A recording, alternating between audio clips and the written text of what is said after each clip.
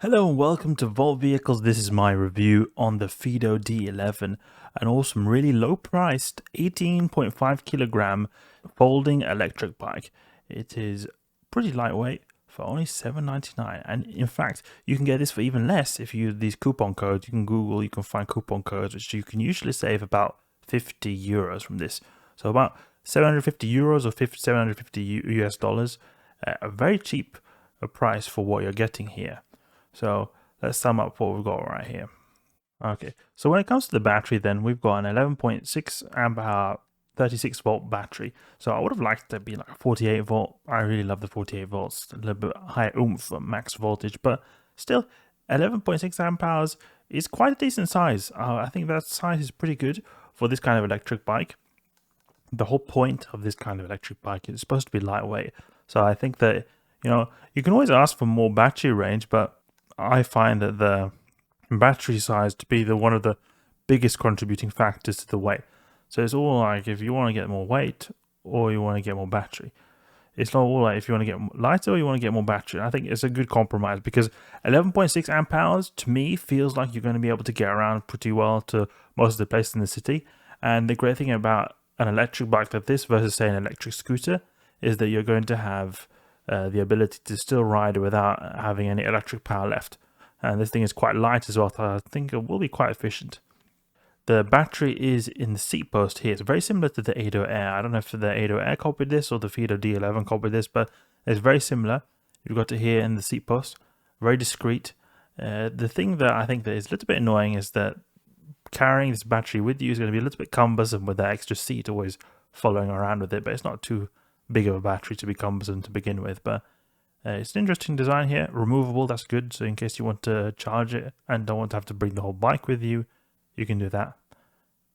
When it comes to the cells of the battery of the Fiido D11, we do not have any kind of specific brand of the cells, which is a little bit unfortunate because for both safety and longevity purposes, I prefer to always have, like say, Samsung or LG cells. They're very reliable, known branded cells. But unfortunately, that's not what we get here. But you can't expect everything from a cheap bike. The advertised range on this electric bike is 100 kilometers. That is absolutely not going to be the case if you are a normal person riding in a decent pedal assist setting. The range of this bike is probably going to be more towards 30-40 kilometers at best, in the best conditions. Otherwise, this 100 kilometers is unrealistic. Only if you're a very, very light person in completely no wind and a perfect flat on a very warm day. In the lowest pedal assist setting, perhaps, I think. But you've got pretty good optimization here for good range. You've got the low weight, you've got the smooth tires. All going to be pretty good when it comes to range on flat terrain. The brand of this motor is an unbranded motor. Does not have any particular brand of the motor, which is unfortunate. I would have liked to have a branded motor, like say a Bafang motor. No, it's a bit more reliable. But it's just the way it is. Furthermore, these are like further things you're going to be getting for the low price tag here. But it's a 250 watt motor, and it is legal in the European countries, so that's good for complying with the legalities. You're going to be able to relax and after thinking that this is going to be something breaking the law. So that's good. And also, when you've got the low power 250 watt motor, it's going to be quite battery efficient. You're not going to drain all the power straight away with that. This is a hub motor. And in some ways, it would be nice to have a mid-drive motor here, but that would have also driven the price up. Usually, mid-drive motors are much more expensive. Hub motor here is pretty good, not having to think about the gears, so it's a pretty more newbie-friendly type of electric bike, because if you have a mid-drive motor, then you're going to have to think about shifting the gears to optimize the cadence of the mid-drive motor, because otherwise the mid-drive or the chain will break if you've got the wrong gear. But you don't have to at all think about the gears here. It's just a grab and go type of bike. So when it comes to the bike components here, we've got mechanical disc brakes, cheaper version of disc brakes. Unfortunately, we do not have hydraulics. It's also because of this price here. My recommendation would be, if you want to upgrade this in the future, either buy some hydraulic brakes, but I think it will be a little bit difficult for the everyday person to probably integrate the brake cutoff switches that turn off the motor when you pull the lever. So I think the easiest way to actually upgrade this would be to buy some hydraulic brake calipers. So you can buy some calipers that sort of have cable actuated hydraulic brakes. Could be a good upgrade path for this bike here. But I think mechanicals are nice in that they require, like, easier maintenance. They will require maintenance, but I find them to be a little bit easier maintenance than hydraulic brakes. Then you just got a cable and that's it. It's not really too complicated to switch out the cable. You don't need the specific tools that you need for managing the hydraulic fluid. When it comes to the gears, we've got the Shimano Tawny 7-speed, lowest tier of Shimano gears, and I mean that is because we've got a low price here. Not that not like it's the whole world when you got an electric bike with the motor doing a lot of the work, but you got the cheaper variant of the gears here, 7-speed derailleur. No derailleur in the front here, just at the back. That's good because you don't need more things being able to go wrong. The folding mechanism of this bike is really nice because you're able to fold it pretty compact here. And I love it that it's a light bike that's able to be folded because we've got 18.5 kilos here. This is excellent because, I mean, it is still some weight, but there are many electric bikes that I've seen that are foldable that weigh much more than this. This 18.5 is quite a low weight for an electric bike. And then having it being foldable, this makes it more practical. So you're able to lift this around and not feeling like you have to do the biggest workout ever. Or not like you don't have to feel like you're doing a big lift to be able to move this bike around. So this is going to be easily able to fit in both your car, on the train, and also perhaps on the bus. So I think it's a very practical foldable design. When it comes to the tyres here, I like these tyres. These are good tyres for the city, which I think this bike is made for. It's made for being like a kind of smooth, easy commuter around the city. You've got slick tyres, which are going to give excellent grip and good rolling resistance in the city. These are also pretty small wheels, which is quite common for the folding bikes.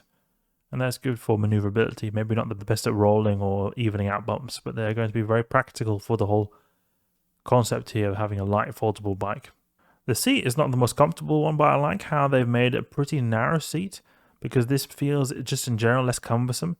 It wouldn't be for some people who could be good to have a very wide seat in the city. You want to have something very comfortable, but that'll be a really massive seat.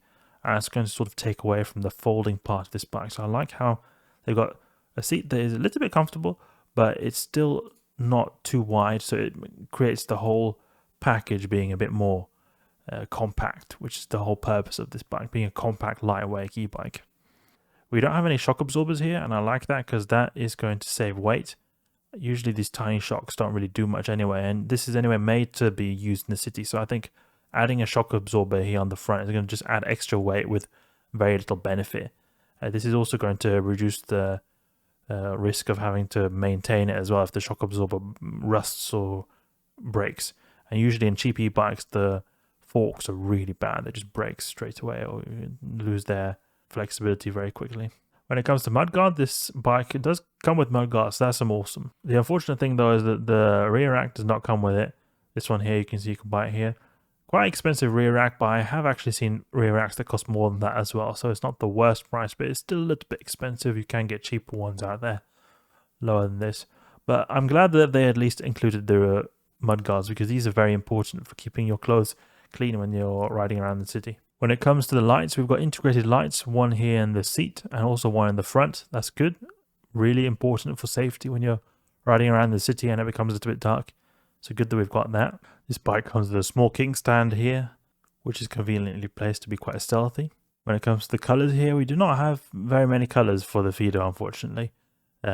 Just this blue color. It would have been nice to come in some other colors, but this is what we got. I like this color, but it would have been nice to come in other colors as well. When it comes to the handlebars, I like these handlebars because they're quite narrow.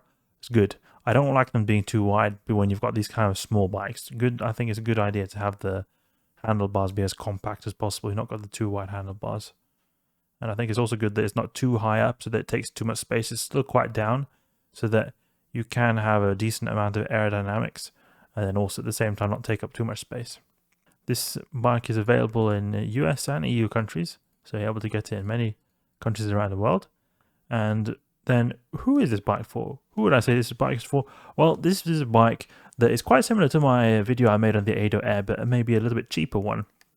This is a bike that is made for people who want to get around the city smoothly, efficiently, and have a bike that they can fold up into crammed areas. So say you want to keep this in your flat and store it away somewhere without having to have the whole bike unfolded, then you can easily fold it up and move it around and not have to have a too heavy bike. And also you can take this on the train, bus, especially in the car, it's going to be very easy because of how compact and lightweight this electric bike is. So it's a good little bike. You want to have something lightweight, able to get around the city, and able to store it in a compact fashion. So that's who this is for. You want to get around smoothly in the city and have something very compact. Is it worth the price? Definitely, 100%. This can go for $750 or 750 euros, in fact, as well. And I think that this is pretty good for the price. Very good build quality. Fiido is a pretty good brand, and you've also got just overall a solid build here. Unfortunately, not too many branded components, but that's sort of what you're paying for by going with the lower price here. Would I buy it? Yes, I probably would actually buy this if I had the need for a small, very low weight and foldable commuter, but I don't really now. And I think the price is something I could consider buying. I would also perhaps consider to pay more and get a more spicier one, which actually Fiido does. Fiido does have different variants, which I'll make probably videos on later, of the folding bikes. They're a little bit more fancier. So they've got torque sensor ones and also lighter weight ones that are costing a bit more. So I perhaps would go for something like this, but to be honest, I do like the appeal of going for something that is this cheap. So then you don't have to worry too much about it. If something breaks, well, it's not the whole world, or you lose it or get stolen somehow in the city. You know, you're using this in the city. It's a high risk of stuff getting stolen. Then you don't have to worry too much about you losing too much money because it's quite a cheap bike. So I like this. I possibly would buy it, but I don't already have a need right now. So I hope you guys enjoyed the video. That was my video on the Fiido D11 folding electric bike. Super cheap, lightweight folding electric bike. Hope you guys enjoyed the video. If you did enjoy the video, please leave a like and subscribe. I'll catch you guys later.